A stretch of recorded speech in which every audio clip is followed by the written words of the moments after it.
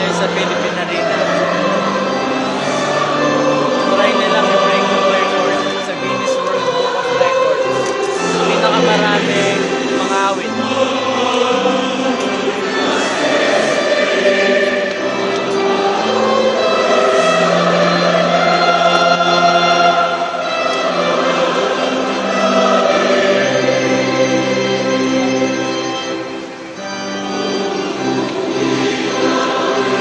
Sila mabilang, ang dami. Yun. Okay. Well, what is the worst? The current world record is 8,688. Current world record, 8,688. We observe the following procedures to validate the number of participants in the gospel choir.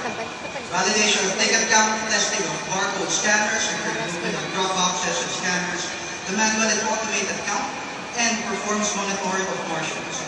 Based on the procedures performed, we have noted 21,207. All results